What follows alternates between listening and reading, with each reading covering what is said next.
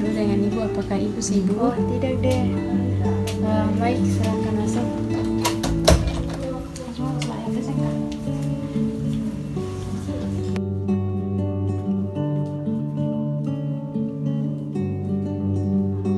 Wah, ibu sangat senang sekali bertemu dengan Eka. Bagaimana kabarnya? Tidak baik ibu. Kalau boleh tahu, kenapa kabarnya Eka tidak baik? Entahlah bu, saya merasa sangat bingung dan sedih. Ibu memahami apa yang Eka rasakan. Namun, apakah perasaan tidak enak atau yang mengganggu perasaanmu itu bisa dibicarakan bersama? Ya ibu, saya pikir juga begitu. Bisakah Eka jelaskan? Ya bu, dengan senang hati saya akan menceritakannya. Tapi mau dirahasiakan kepada siapapun karena ini adalah masalah pribadi saya. Kalau begitu, Ibu ingin mendengarkan sejauh mana perasaan tidak enak yang mengganggu Eka. Di sini Eka bisa bercerita tentang semua yang Eka rasakan, karena semuanya akan dijaga kerahasiaannya.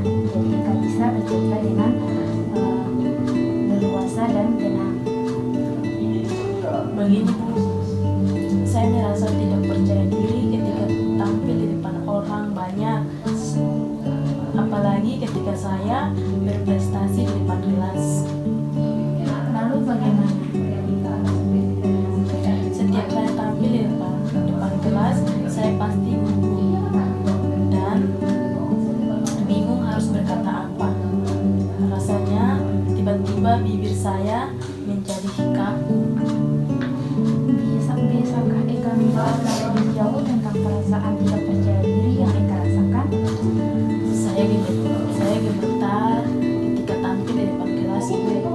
Saya juga merasa tidak percaya diri saat akan menjawab pertanyaan dari dosen. Padahal saya hanya menjawabnya dari tempat duduk, tetapi saya tetap merasa gugup dan gemetar. Ini yang menyebabkan saya jarang berbicara dan berpendapat ketika dosen mengajar di kelas. Bisakah Eka contohkan ketika Eka tampil di depan kelas? Bisa Selanjutnya, apa yang Eka lakukan ketika Eka merasakan tidak percaya di kelas? saya hanya diam saja bu, daripada saya malu di depan teman-teman karena saya gugup dan gemetar. Apakah dengan cara demikian Eka merasakan senang dan nyaman di kelas? Tidak bu. Mungkin Eka berpikir kalau segala sesuatu yang itu harus sempurna tanpa ada kesalahan sedikitpun. Apakah demikian? Ya ibu, saya orangnya memang seperti itu. Segala sesuatu harus saya kerjakan dengan sempurna, walaupun itu tidak mungkin. Mungkin itu juga yang membuat saya seperti ini. Kalau begitu, apakah masalahnya tentang bagaimana Eka bisa berprestasi dan menjawab pertanyaan dosen supaya tidak gugup? Ya bu, dan saya bingung harus bagaimana. Setiap hari saya berpikir dan berusaha bagaimana cara agar saya bisa percaya diri tampil di depan kelas. Ya bagus sekali, Eka sudah memahami masalah yang Eka alami, yaitu bagaimana Eka bisa presentasi dan tidak gugup dalam menjawab pertanyaan dosen. Ya bu, saya sangat ingin sekali bisa tampil percaya diri di depan kelas, tetapi rasanya sulit sekali. Bagus sekali keinginan Eka. Ibu sangat senang sekali mendengarnya. Lalu, apakah Eka sudah punya cara untuk mengatasi masalah Eka tentang tidak percaya diri presentasi dan gugup menjawab pertanyaan dosen?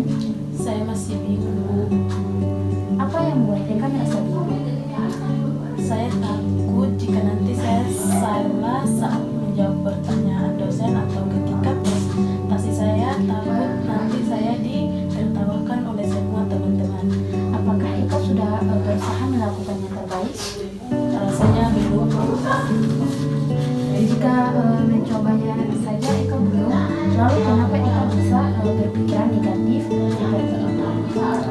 Nah, itu yang saya tidak mengerti.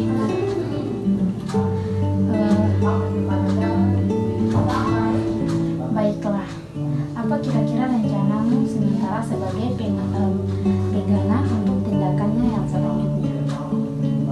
Pertama, saya akan berlatih dan belajar dulu tentang materi yang akan saya prestasikan. Kedua, saya akan berpenampilan rapi sehingga saya akan merasa lebih percaya diri dan yang ketiga saya akan berdoa dulu sebelum tampil agar saya merasa lebih tenang. Saya rasa itu akan saya lakukan, Bu. Bagus, Eka sudah tahu apa yang harus Eka lakukan. Sebelum pembicaraan ini kita tutup, bagaimana perasaanmu setelah kita berdiskusi atau apakah kesimpulan Eka? Saya merasa lega dan lebih tenang setelah melakukan konseling. Kecemasan dan ketakutan yang saya alami mulai menurun dan juga saya tahu langkah-langkah apa yang harus saya lakukan untuk mengatasi rasa tidak percaya diri saya ini. Setelah melakukan konseling sekitar 20 menit, jadi kesimpulan adalah pertama, Eka akan berlatih dan belajar dulu tentang